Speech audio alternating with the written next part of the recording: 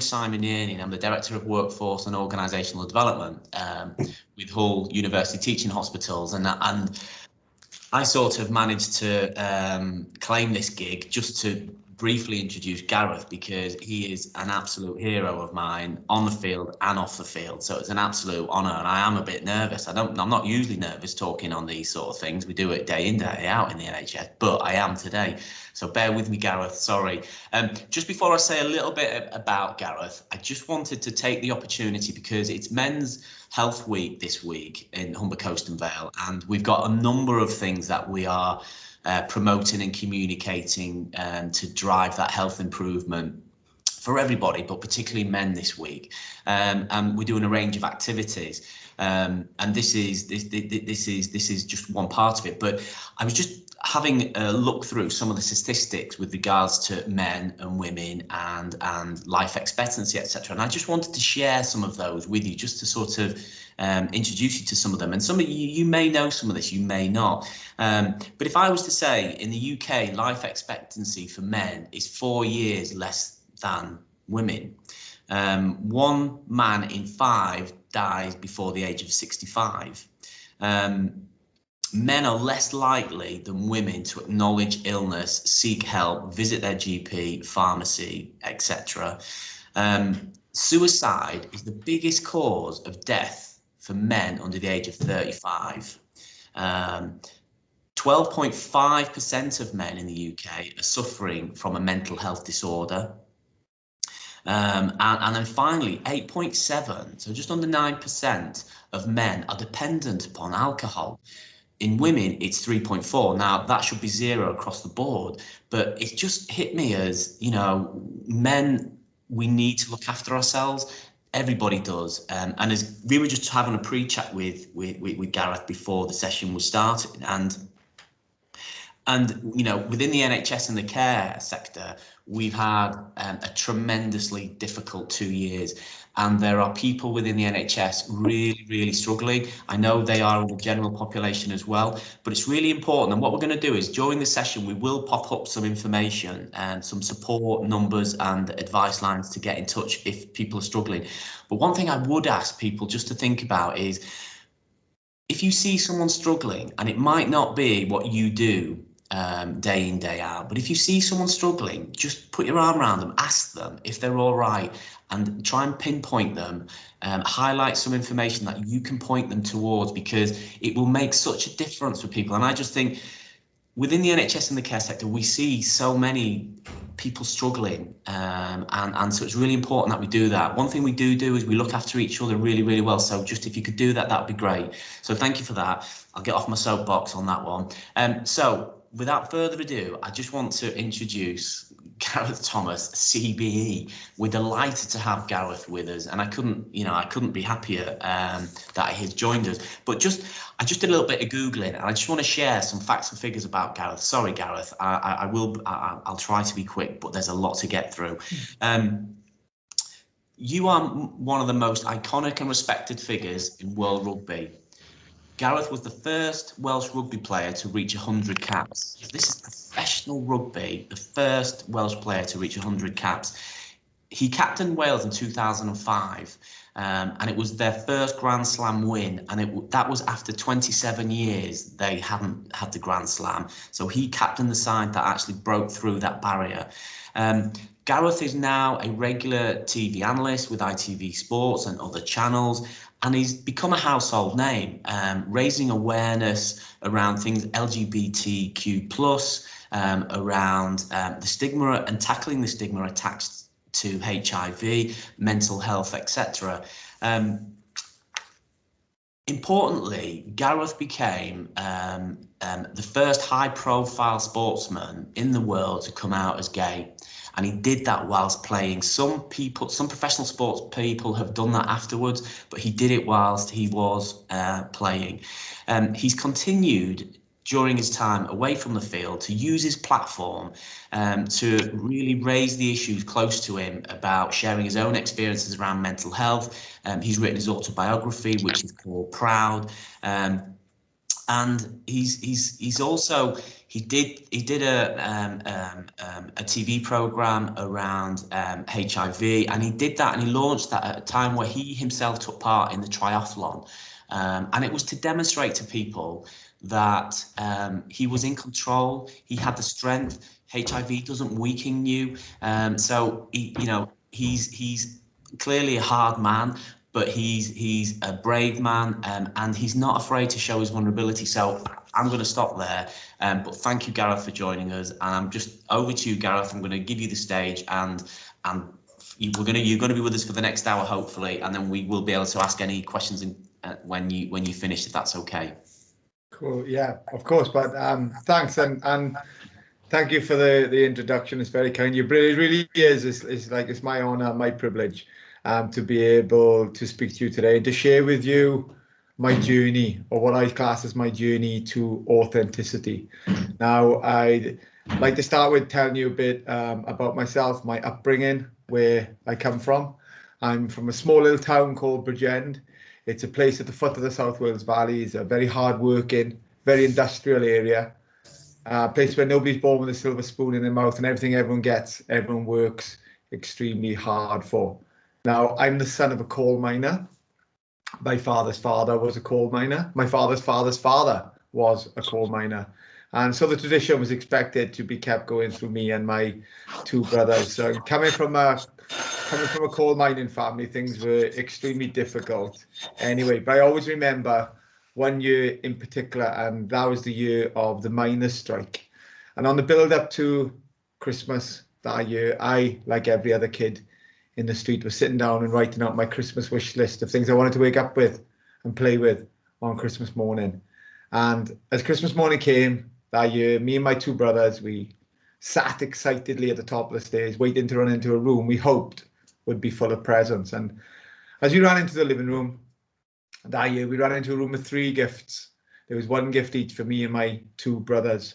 And as I opened up my gift, it was one of my father's working miner's lamps. Now, even though I appreciated what this gift meant and what it would continue to mean to me, I suppose it's pretty fair to say that it wasn't exactly top of my wish list of things I wanted to wake up with and play with on Christmas morning. And halfway through the afternoon, I finally got the courage to go up to my father. I tugged him on the shirt tails, and I said, "Dad," I said, "I really, really appreciate this gift. But I really, really wanted to wake up on Christmas morning with something to play with." And it was at that point that my father turned to me and he said, "Son, the way things are now and the way things are going to continue to be, if you want to start waking up with something to play with, then from now on, I suggest you start waking up with an erection." And that's kind of how things were for us growing up. But also it was at that point that I decided to break the tradition of mining in the family, and I wanted to go down the route of something else, and I wanted to go down the route of sport, but one sport in particular, and that was rugby. And I also decided at that young age that I'd live my life by 3 values to help me achieve the goals I'd set myself in this newfound venture of mine. The first value I chose to live my life by was dedication. It was being not only 100% dedicated on and off the field, but somehow a little bit more dedicated than the millions of other children who wanted to get to the position I wanted to get to. So what I decided was, from there on in, at the end of every single training session, I'd sit in the changing rooms, I'd wait for everybody to leave. When everybody had left and I'd gone home, I'd go back out on the field and I'd emulate the exact same session as best I could, but on my own. Or if we went to a gym, when that session finished, I'd quickly leave that gym to go to another gym, or again, wait in that gym till everybody had left and gone home so I could stay there to do exactly the same session, but on my own. Or boring things like video analysis, when you sit in front of screens analysing the team and the opposition you're about to play that weekend. I always made sure I was the last one in the room because I had a theory. And my theory was, if I did twice as much, I'd be twice as good, giving me twice the opportunity of being recognised over everybody else. And the second value I chose to live my life by was sacrifice. Now, sacrifice is a very difficult thing to do, especially when you're in your late teens or early 20s, and the pressures of family and life in general seem to be around every corner. And even though this could have brought me great fun, it was also the one thing that could have brought me down. So for me, it was all about finding a balance of living my life and a balance of living my career. And the third and most important value I chose to live my life by was enjoyment. Now, I felt you have to enjoy what you're doing, because if you don't enjoy what you're doing, then you wouldn't be any good at it, and it would have shown in my performances. And people always used to say to me, they say, Gareth, don't you realize there's more to life than rugby training or go to the gym or sitting in front of analysis screens? And I'd agree with them and say, yeah, there probably is a lot more to life than those things, but my life will be a lot more enjoyable when I'm successful at my sport or when I'm successful at my chosen career. So if we played a game on a Saturday, and because of those extra values in my life, I was pivotal in us putting in a good performance, then that week to the next Saturday or that week to the next game for me would be an enjoyable week. Or on a crappy, horrible Monday morning when nobody wants to be at work, let alone on a cold, dark, wet rugby training field. Yet through those extra values in my life, the coach taps me on the back and tells me I was inspirational that day. Then that crappy, horrible Monday for me would become an enjoyable Monday. So apart from having those values in my life, for me, rugby was in my blood, but it wasn't just the game of rugby I loved. There was something I loved about rugby more than just playing it. And that was the fact I could be part of a team. Now, for me, being part of a team was like having a second family. I could be as individual as I wanted outside the team environment. But when I was in that team environment, I just became a cog in a well-oiled chain. And I felt with a total dedication from us all towards the team ethic, then we became a team of individuals. And you know the reason why, if I was on the floor and I feel like I've got a broken rib and I can't make another tackle, yet I get up and make 5 more tackles.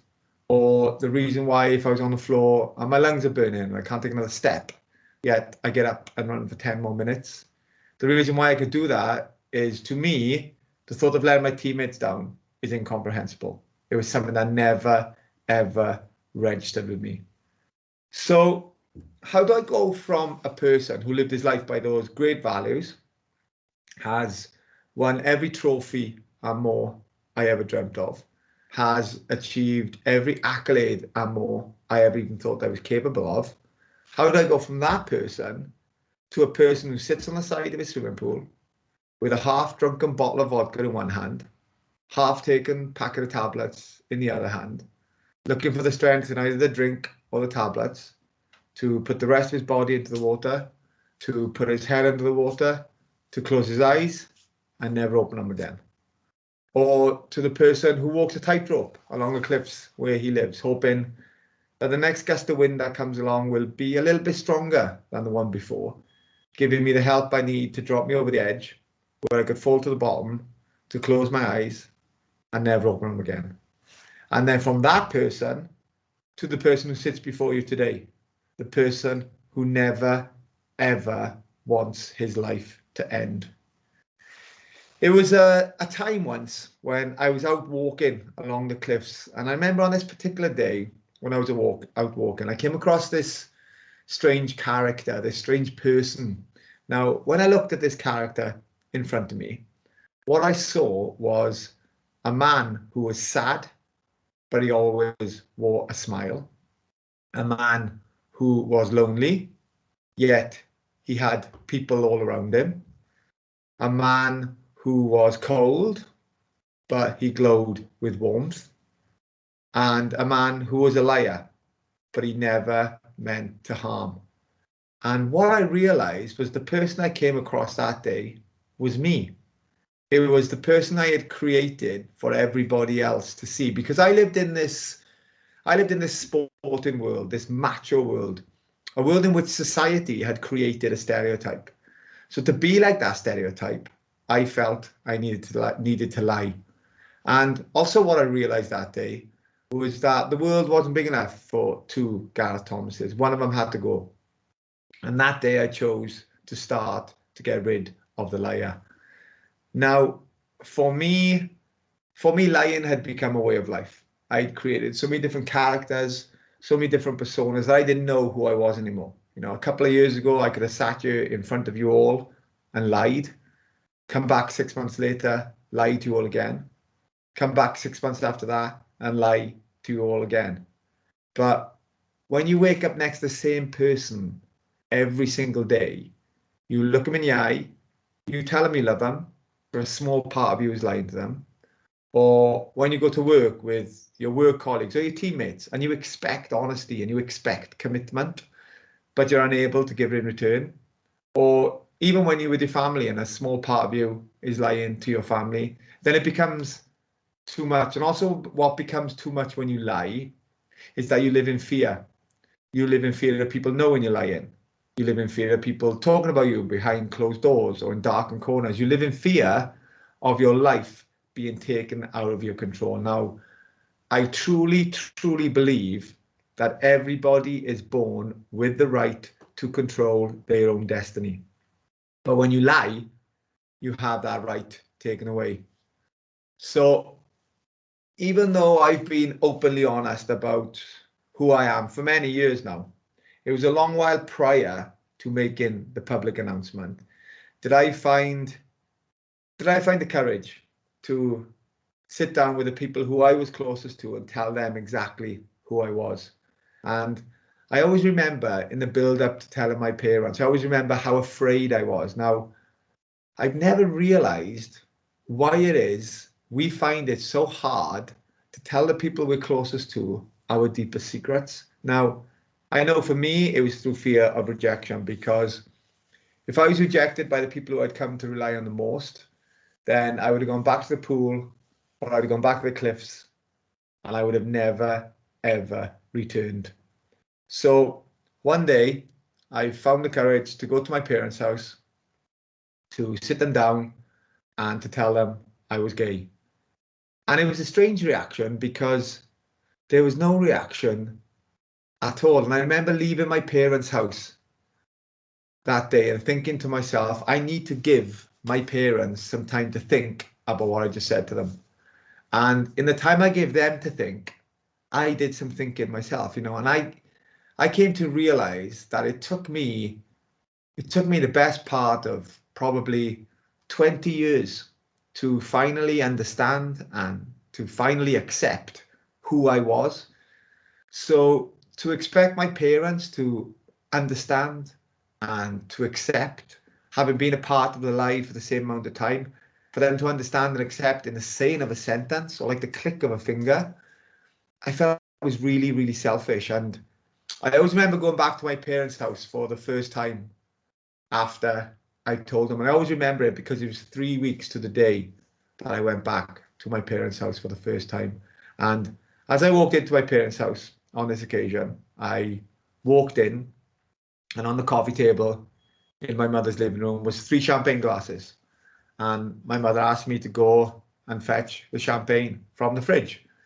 So I went, and I fetched the sparkling white wine that my mother thought was champagne from the fridge and brought it in. And I remember handing her the bottle, and she opened the bottle and started to pour.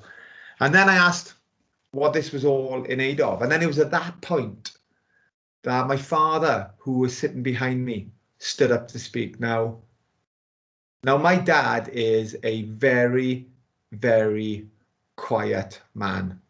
But when my father speaks, boy, do people listen. And it was at that point that my father stood up. He walked across the coffee table. He picked up his glass. He raised it to the sky and he said, "Son, I would just like to toast the start of the rest of your life." And it was with that support that I then found the strength to tell my brothers, whose words to me were, "You're the same brother to us today as you were to us yesterday." And then it was with that support that I then found the strength to tell my nieces and my nephews, who actually gave me the thumbs up and told me it was really cool because apparently it's really cool to have a gay uncle or auntie. And then with that support, I found the strength to tell my closest friends whose words were very similar to that of my brothers. And now you're the same friend to us now we know as before when we didn't. But it took a lot longer for me to find the strength and the courage to come out to the rest of the world, because I'd created this dark world, this horrible world, a world in which I couldn't be accepted. Now, I needed to create that world because I needed to justify the reason why I woke up every single day and lied to everybody in it. And you know, the feeling that I found and I felt when I was finally honest with everybody was pretty special, you know, to go from opening the curtains every morning to this dark, horrible place where you don't want to explore or make new friends because it's based partly on a lie, to opening your curtains every morning to this amazing place, a place where you want to explore, you want to make new friends, but more importantly, the friends I had in that world were my friends because they knew who I was 100%. And it was a carefully planned day by me, the day I chose to finally be honest with everybody, because it was a day where in the morning I would publicly announce that I was gay, and in the afternoon I was going to be doing what I want to be known for more than anything else in this world, and that was playing rugby. And it was a day I was playing for Cardiff Blues, and we were playing out in France in the European Cup quarter-final against a team called Toulouse.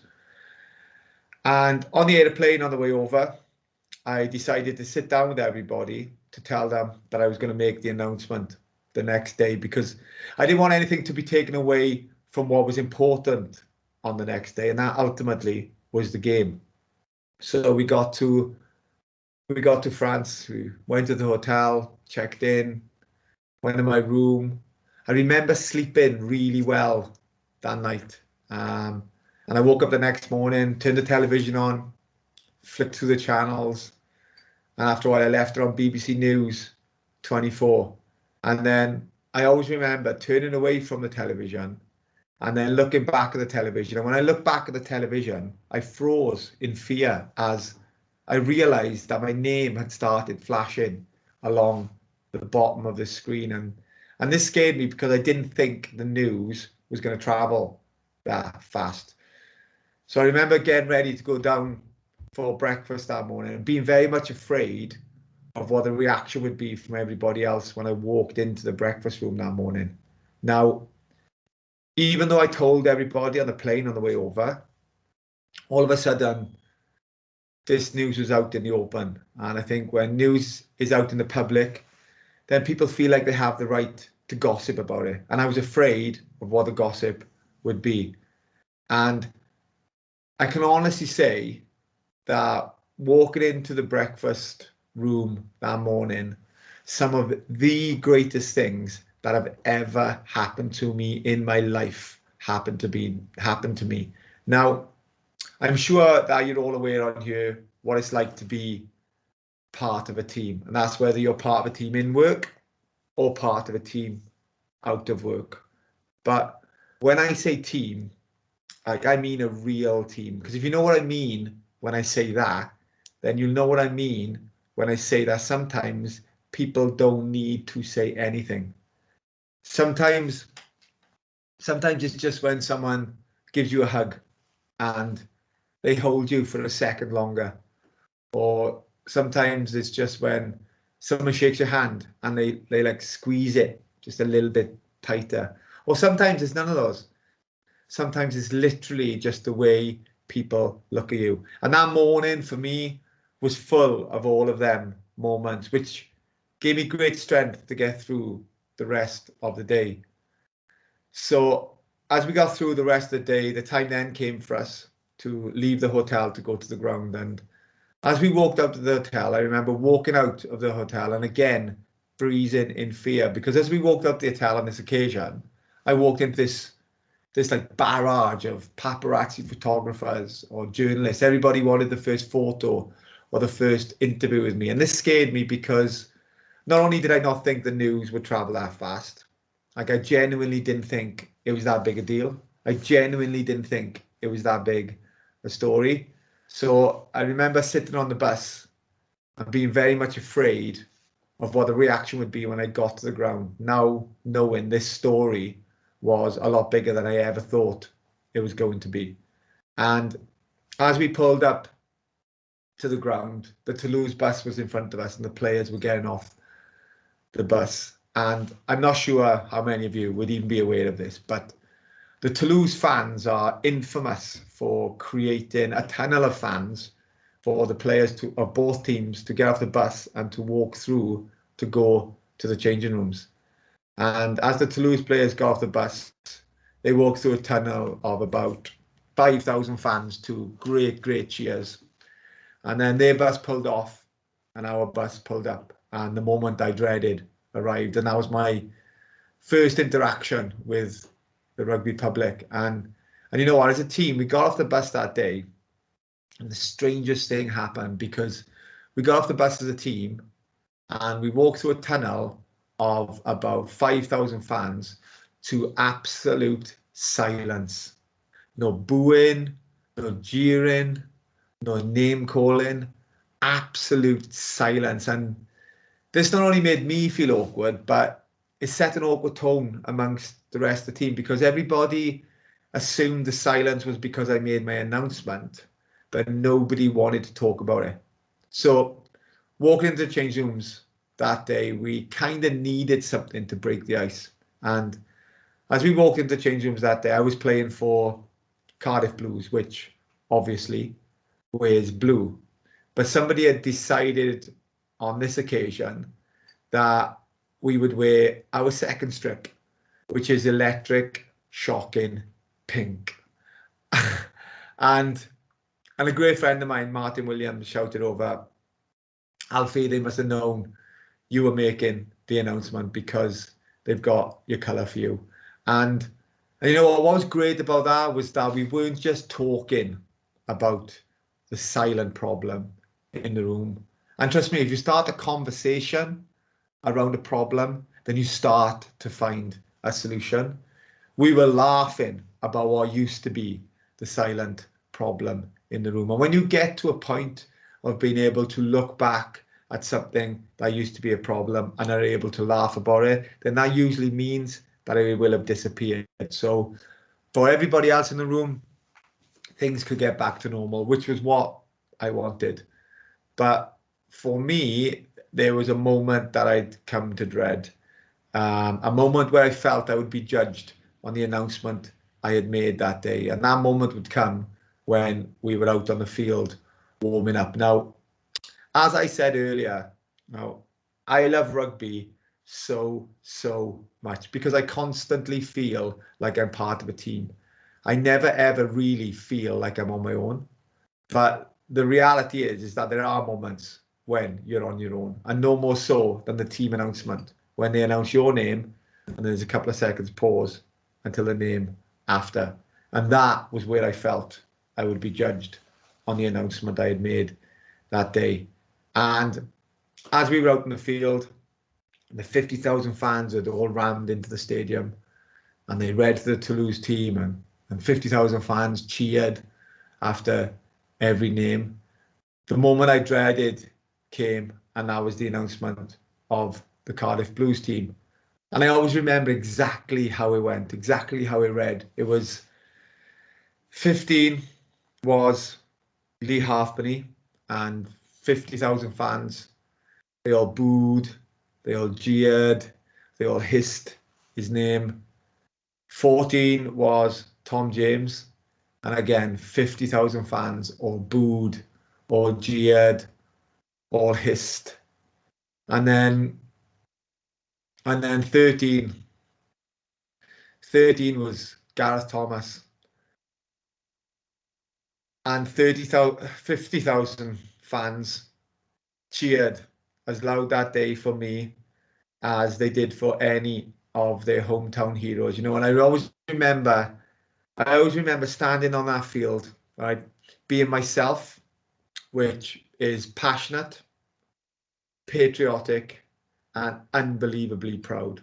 But for the first time ever in my life, I stood on a rugby field as a professional rugby player, being honest. And people used to say to me, like, don't you think that your performances will be affected by making this announcement? I used to say to people, don't you realize how fast you can run or how high I can jump? Now I don't carry such a weight on my shoulders. So if anything, I'll only get better. I'd like to simply sum my life up now to this point in a very simple analogy.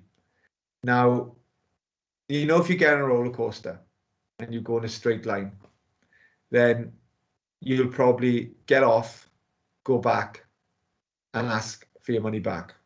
Now, I got on, and I'm still on a roller coaster that has had more ups, more downs, more stops, more starts, more twists, more turns than you can ever imagine. And when I eventually get off, I will go back and I will tell them that it was the best goddamn money that I have ever spent. Thank you so much for giving me this opportunity to speak to you today. Thank you. Gareth, if anyone wants to turn their cameras on, turn your mics on, please do. I honestly wish we was in a room right now so you could feel everybody's energy, because I think that's the worst thing doing it like this is you can't feel the response. Thank you. I don't really think I can say anything else. It was honestly really powerful. Thank you so much for taking the time to come and join us and sharing your story. It was really great. Thank you. And we're going to open up to Q&A. So if anyone wants to use the hand emoji at the top, anyone wants to ask any questions, please just start. We've got Gareth for another 25 minutes, hopefully. So please, any questions, just pop your hand up and we can start to work through some. We'll go to Nigel first. Nigel? Hi, Gareth. Very nice to speak to you. I could have asked you all sorts of things about rugby union and rugby league, and obviously my accent, you can hear I'm probably on the green side, so never any love lost between Ireland and Wales. But I'm also a football coach. I'm also a grassroots football coach, and I just wonder what you thought about not necessarily grassroots, professional footballers who may be gay but struggling to make that public and to come out in the football world. I know it's not your sport, but there must be similarities. And do you see? Would you give them any advice? I suppose what I'm trying to get to. Yeah, I think that the difficulty is, when let's talk about football, okay, because it is the global game. Now, what we seem to be happy with, I suppose professionally and personally, right? What we seem to be happy with is this idea that we progress in. So nothing ever really changes because we progress. So we'll make a comparison to today to 40 years ago, and we'll say, well, look how far we've come. But really, nothing really has changed. We just feel like we've progressed enough. Now, progression for me is pointless unless it leads to change. We have to have change. Now, I've done a lot of work, or tried to do a lot of work within the footballing sector, right?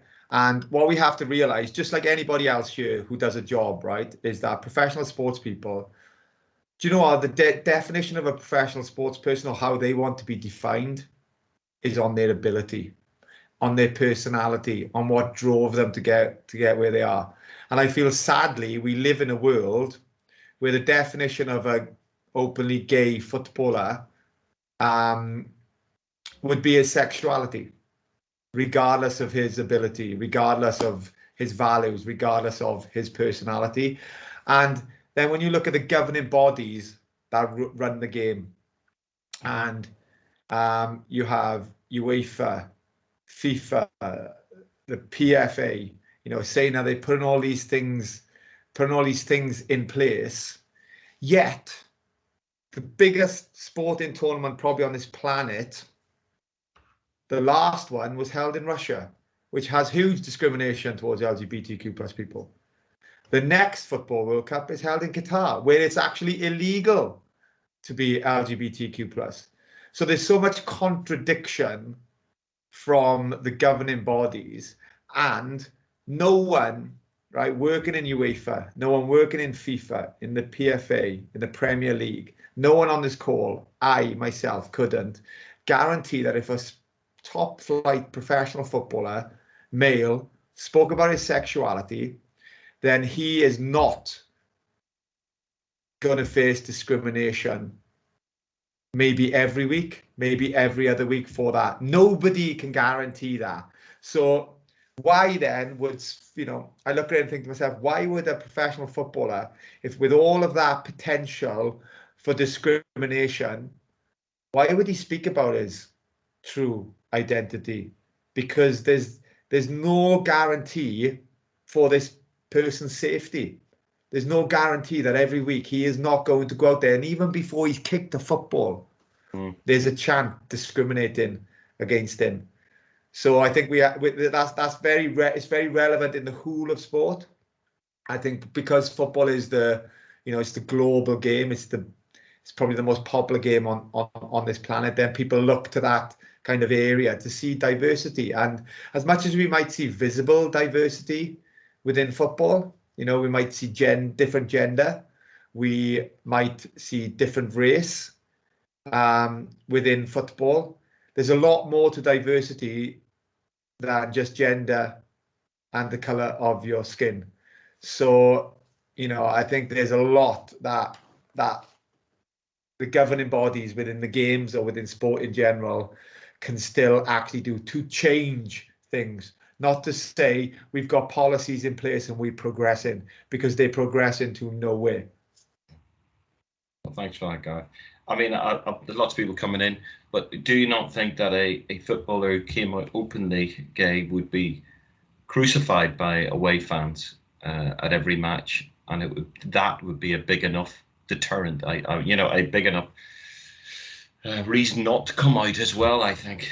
Yeah, you know, they always do these like kind of questions or statistics to football fans, right? And so they'll go to Manchester United and they'll say, if a Manchester United fan, they say to Manchester United fans, if a Manchester United player come out, would you support him? The Manchester United fans say, yeah, we'd back him and support him. The question to ask is to the Manchester City fans, is if in a local derby, a Manchester United player came here to play against Manchester City and potentially scored the winning goal or was man of the match, would you not discriminate him against his sexuality? That is the questions they need to be answering, because that's the answers that are stopping players speaking and being authentic. I agree. Thanks very much, Gareth. Thanks, Gareth. I'm just going to go to the next person with a hand up was Hashim. If you want to unmute yourself. Hiya, can you hear me? Yeah. We can, it's just quite quiet. Sorry, I'll see if I can make it a bit louder. Is that better? Perfect. Brilliant. So first of all, thank you so much for sharing your story. It's really, really powerful. I wonder if Gareth today could meet Gareth as a teenager, what advice would you give yourself looking back on what's happened since? Oh, good question.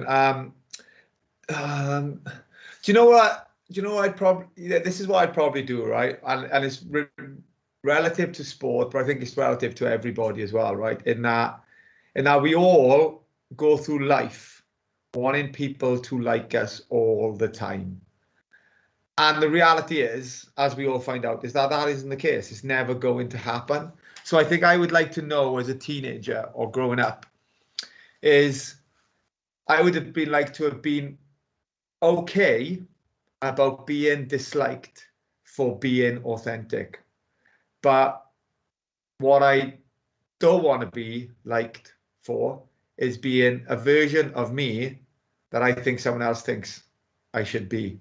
And I think if I could give myself that advice, and I think we, and again, to a certain extent, professionally and personally, we're all kind of guilty of this. You know, how many times have we regretted a decision we didn't make because somebody else influenced us not to make our authentic decision? Or how many times have we tried a jumper on or a dress on and looked in the mirror and thought, you know what, I like this. And then you ask someone else's opinion and they don't like it. And then all of a sudden you think, I'm not buying it, because you're basing it on. So professionally and personally, we are all guilty of being influenced. So for me, I think it would be just be okay about being disliked for being authentic.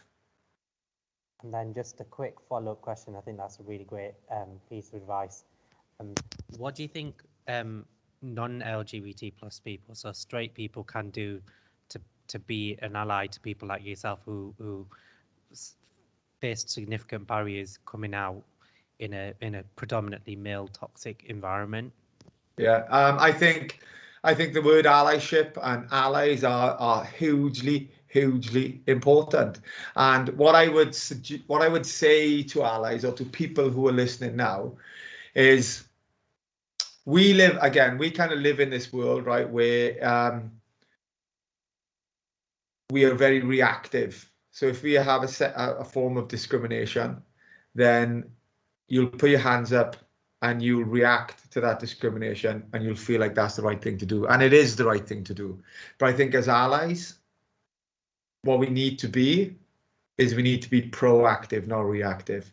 So we need to be proactive to create an environment where we never have to react, because we've said what you can, but more importantly, what you can't say, what you can, but more importantly, what you can't gesture. So I think all of us can play a part in that, but I think particularly allies could play a huge part in being proactive. And how many, when we talk about reactive society again, how many times we turn the news on and there's a form of discrimination within a football ground or somewhere, and we all react and say, this is so wrong, this is terrible, and it's the headline for 2 weeks, and we're all disgusted by it, and then we all forget about it, and 6 months later you turn the television back on, and guess what?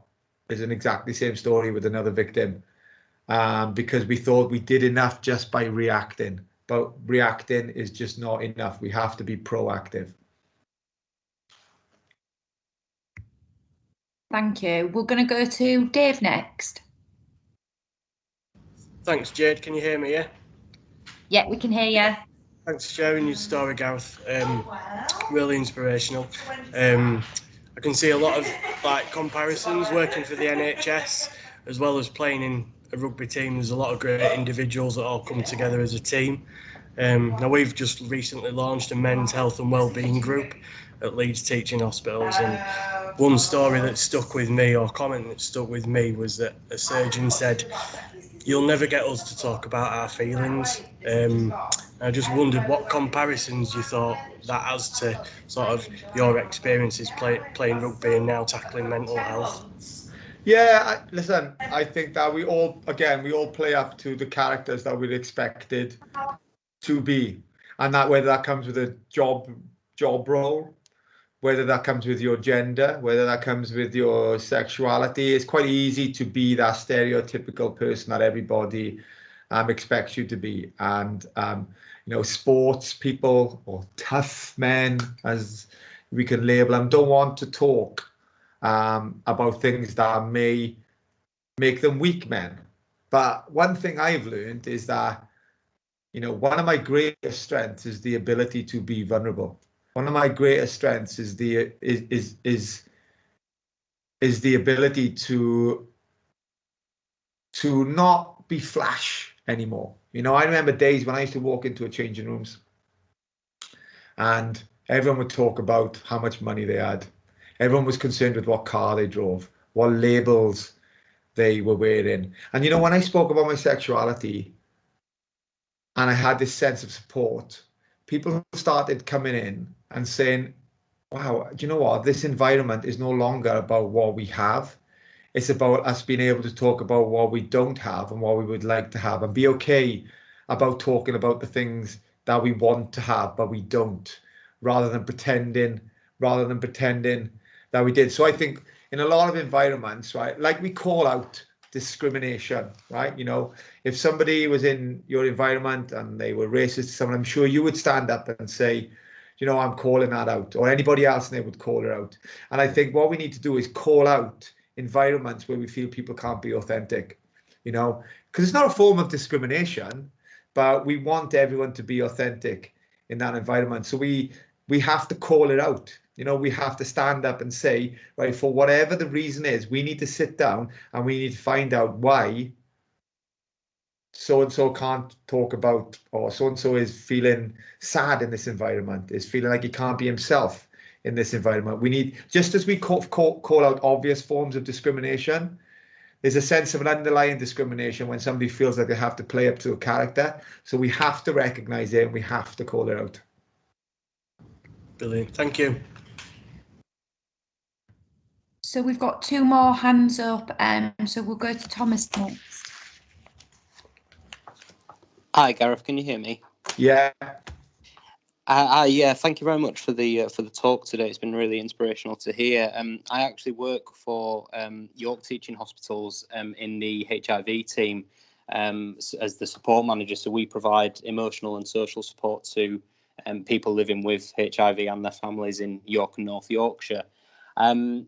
A lot of the work that we're doing at the moment with the peer support and peer mentoring, particularly for new diagnoses, is doing a lot of good work in normalising living with a lifelong condition. I was just wondering, based on sort of patient feedback, do you think in the media that there is, it's very important that there is a too much of a slant on testing and transmission, as opposed to people who are living with HIV and showing how you can live well and live a full life? Yeah, you know, and it's interesting you should say that, because like I run a campaign which is Tackle HIV, which is around tackling the stigma, and what I've said to the people who is part of the campaign as well, as I said, we have to control the narrative of this discussion, because otherwise this discussion will always be around testing. This discussion will always be around the lack of knowledge around it. So I think we have to move the needle to be one of positivity, which I know might sound bizarre to people. I don't know, it kind of sounds quite bizarre to me, but I believe in this, because do you know what? I've never met a person who was accepted and is okay with living with HIV who doesn't have an inspirational story, who doesn't have a story of overcoming, who doesn't have a story of true fortitude. And I think them stories, them achievements from people, them overcoming and facing adversity stories, are the stories that will, I believe, elevate people's knowledge of the condition by understanding the people who are living with it and how inspirational so many of them are. But the press, you know, I've done lots of press around it, and press have been very honest with me. And you know, press don't have a clue about the medication. Press don't have a clue about the life expectancy. So when they write stories, they very much writing stories that are very impactful, but are usually very false, you know. And I think because the majority of people don't know that they're actually false, then they seem to kind of get away with it. I think It's a Sin, the program, did a lot of good work, but also what it didn't do is it didn't tell us what it's like right now. It told us what it was like, and I think it's really important that people hear the stories of what it is like right now and how it doesn't restrict, how it doesn't define, because people still have that kind of understanding on it. So yeah, I feel it's really important that we move the narrative, but as people who work in it, as people who live with it, we are the ones who control the narrative. I refuse to allow a journalist without any education around it to control the narrative. I push and push and push to make sure that I am part of a team of people who are trying to control it. Thank you. Yeah, I think it's really important, like you said, about calling out discrimination. I think one of the things that we are still seeing in 2021, we're trying to work with hospital trusts and primary care providers, because we are still hearing stories of our patients who've been subject to double gloving, appointments being at the end of the day because they've had to clean the room unnecessarily, and barrier nursing. And like you say, yeah, it's still there. You know what I constantly have, right? And people don't even know they do it, and I'm just like, "You for real?" So my husband constantly gets tapped on the back, and they said, "Dude, you're a good man." And he's like, "Why am I a good man?" He said, "For marrying Alfie and knowing you're a good man." And I'm like, I'm standing there, I'm thinking, and it happens so often. And I understand there's obvious forms of discrimination, but there's very unobvious ones as well. Because I'm hugely offended by that, because the people who are saying that to my husband are kind of like, "Oh, you put yourself at risk." My husband doesn't put himself at risk at all, because I take medication, so my husband's not at risk. So, there is discrimination in an obvious form and a very unobvious form, because people are uneducated. We've just got one more question from James, and then we're going to go back to Simon, if that's all right. Yep. Hi there, Gareth. Hi. My husband, carrying on from the Man City comments, my husband gave up his Man City season ticket in part because the anti-homophobic announcements were dropped when the Middle Eastern owners bought the club. Yeah. So should governing bodies simply tell clubs what announcements should be made? Should it be pushed through? Is the message just too inconsistent? Is the leadership just not there? The governing bodies are irrelevant when it comes to money and when it comes to ownership of clubs. So it's a very valid point and a very true point that a lot of the top football clubs are owned by individuals that come from countries where it's illegal to be gay, and it's very much shunned upon, and they don't want to be a part of creating an environment that is diverse. But trust me, when it comes to making decisions, the decision makers are the people who hold the wallet, are the people who hold the money. You can have somebody running the FA, running the PFA, running UEFA, running the Premier League. They are irrelevant to a point of nothing when it comes to the billionaires who run and own these football clubs. They are the people who run football, and that is why we have the problem that we have. That's why we have false promises that never come through from governing bodies, because ultimately, they're making statements to say that we're progressing, and as you said there, it's not really their position to make statements, because they're not really the ones who are in charge anyway. Mm-hmm. On a follow-up to that, I mean, John Barnes appeared in the Jonathan Ross show recently, and he said the problem isn't the people who are outwardly homophobic, it's just those that simply feel disgusted. What can we do? Listen, I know John well, right? And the thing is, I think sometimes you're trying to find an angle, you're trying to find a complication in something that's very. If someone's outwardly homophobic to me, they're homophobic. Yes, if somebody's sitting down behind their front door, and is being homophobic, but to somebody else's face, they're not being homophobic, then they're still homophobic. But ultimately, if someone's outwardly, then they are the problem. And I think what we can't disassociate is the realization that, to a certain extent, we're safer on the streets than we are in a football stadium.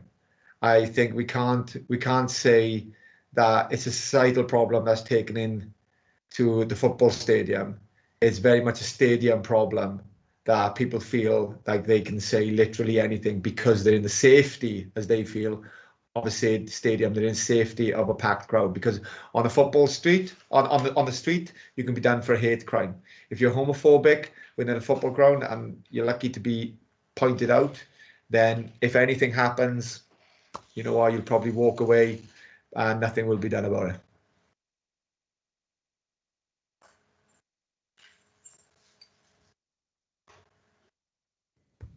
Gareth, thank you. Thank you for that final question as well, James. Gareth, can I just say on behalf of the group, thank you for such a powerful and moving story. It was inspirational, and it made me smile in places. and it brought a tear to my eye in terms of sadness, but in terms of tear of joy as well, particularly that the Toulouse Stadium where 55,000 people are cheering your name. I mean, I can't even sort of envisage what that must be like, but it's fantastic. So just thank you for thank you for being so real and honest, and thank you for being showing your vulnerability. It is immense. You inspire so many people. Thank you for sharing your story. I hope you have a lovely break. And for my colleagues who are working with people in NHS who may be struggling and with patients, if you see someone struggling, please reach out, put your arm around them, and let's pinpoint them into where they can get help. But thank you again for your time. You're a top man. Thank you. God bless. Good luck in the future. Take care. Bye-bye. Thanks, everyone. Bye. Cheers, everyone. Take care. Bye-bye.